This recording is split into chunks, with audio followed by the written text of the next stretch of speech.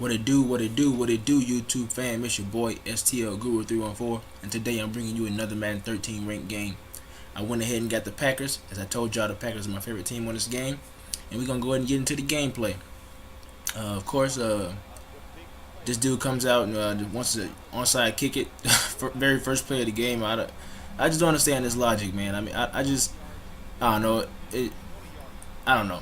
So he decides onside kick, and so my thought process right now is just to beat the living shit out of this dude for real. There you go. He sends a nice little A gap with Irvin. He has Irvin at D tackle, and here I get some lucky stuff off. Starks fun with the ball, but James Jones picks it up and runs to the house, and I hit him with a little headbang to the end zone. So I come out onside kicking, and I get it. What? I don't get it. Look at that, man. See, that's the kind of stuff happens to me, man.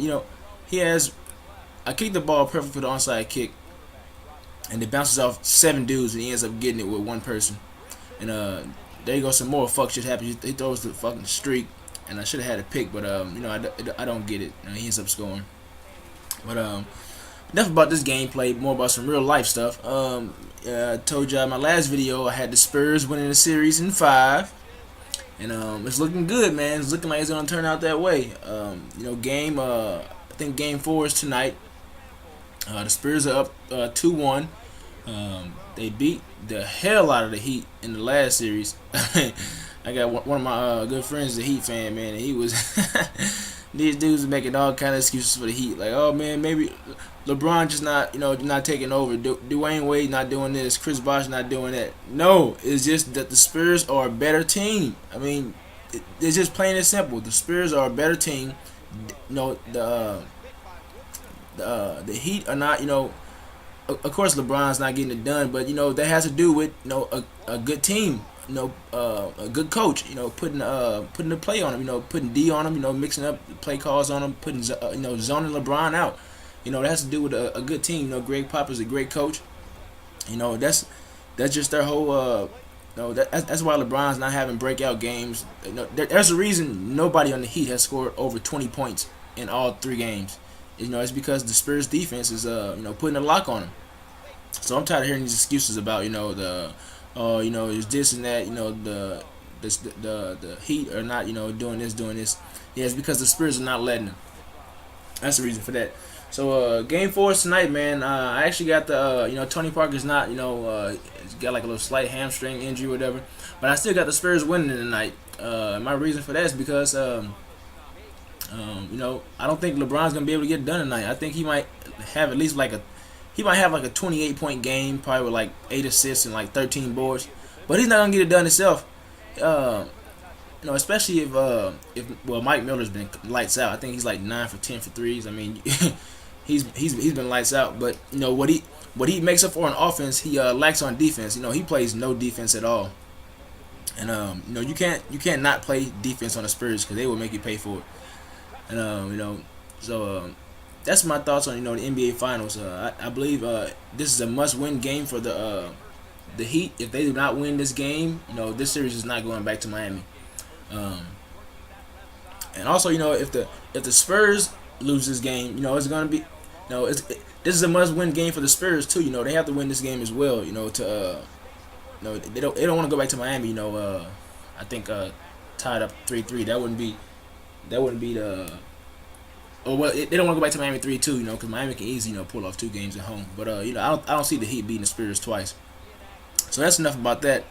Another topic I wanted to get into on this commentary is the Xbox One. I've been watching a lot of the E3 lately on my Xbox, man. I'm really digging the Xbox One. Everybody was saying this. I mean, it's a lot of things I don't like about the Xbox One. With the ability not to play your games, like convert your games over, this and that, and then with somebody told me that you can't like if you had a game and you wanted to like sell it to a friend, I think you can only like sell that to him once, and I think he can't sell it to anybody else. Like he's stuck with the game. But it's a couple good things and bad things about the Xbox One, man. But I'm definitely getting one. And whether it's negative talk or not, I'm definitely gonna get me one. I think the starting price it says like $500.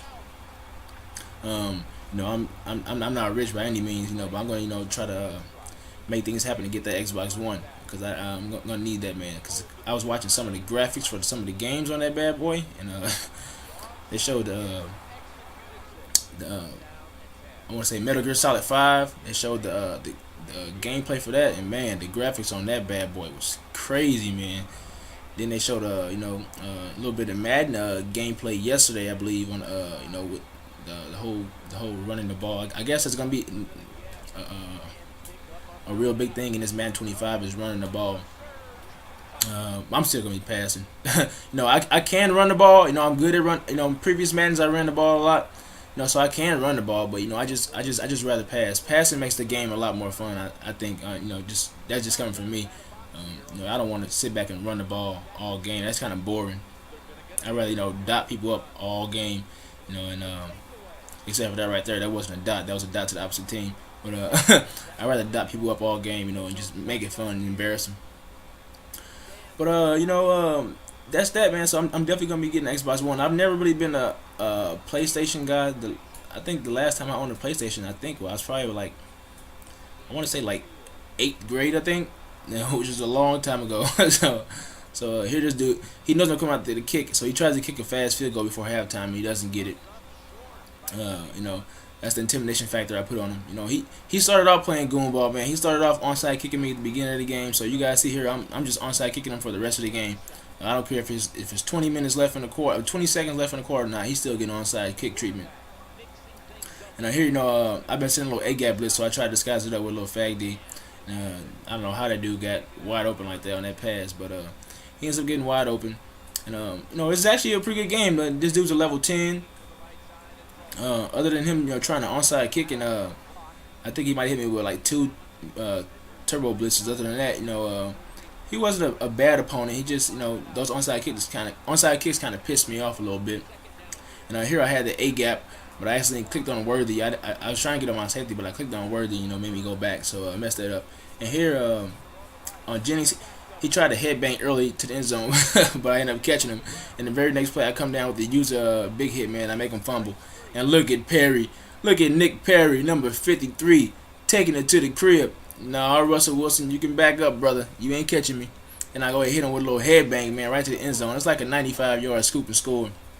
And then I come back out the next play and onside kick him again. So I don't get it. You guys see the score is 49-21. I'm pretty much beat this dude's ass. That onside kick to begin the game kind of pissed me off. Then he was doing some other little stuff too, was kind of pissing me off. And here I try to bait him, but I had to worry about Russell Wilson. You have to worry about those running quarterbacks. So I came down, he threw it over my head. He ends up getting the score. But here on 3rd and goal, man, he throws it. I was in man coverage. He throws a cutback route and gets it off. That's the one thing about playing with the Packers, man. You gotta, your cornerbacks are not that good, especially against man coverage. You gotta.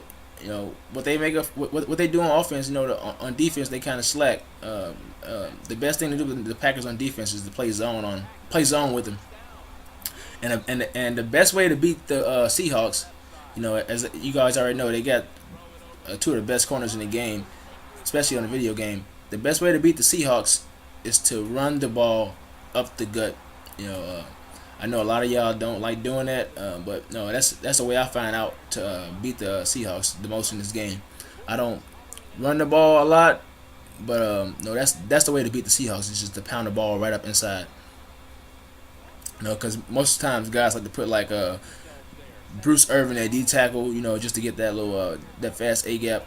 And if you got like a good line like the Packers or the Patriots or the 49ers, man, those linemen are gonna have their way with them. Now you're gonna get like 6-7 yards of pop running that ball up the gut. So that's definitely the way to beat the Seahawks. And when you're on defense, you're playing Seahawks. The best way to beat them, man, is to blitz them. You can't let Russell Wilson just sit back in the pocket and just either pick you apart or just run the ball on you all game.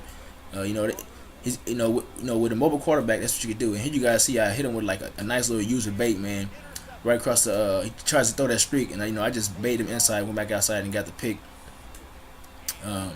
Like I was saying, you can't let Russell Wilson just sit back and just pick you apart. Whether he's going to throw a dot to one of these receivers or he's going to run the ball on you and get like 10-12 yards of pop. So your best thing to do against the Seahawks, man, is to blitz him and make Russell Wilson throw a bad pass and try to bait it and pick it off.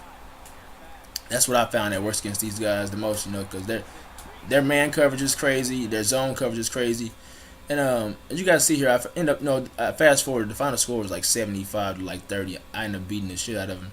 So I went to go check see what it was. He was level 10. He ends up just getting like 3 delay games. And here I sent him a nice little message, man. I told him next time you kick the ball, I told him kick the ball the right way next time. Hit him with a little smiley face. And that's in this gameplay, man. I hope y'all enjoyed it. I hope if you could leave a like at the bottom of this video, I would really appreciate it. And also leave a comment and tell me what you thought about the gameplay. Till next time, y'all. I'm out. Peace.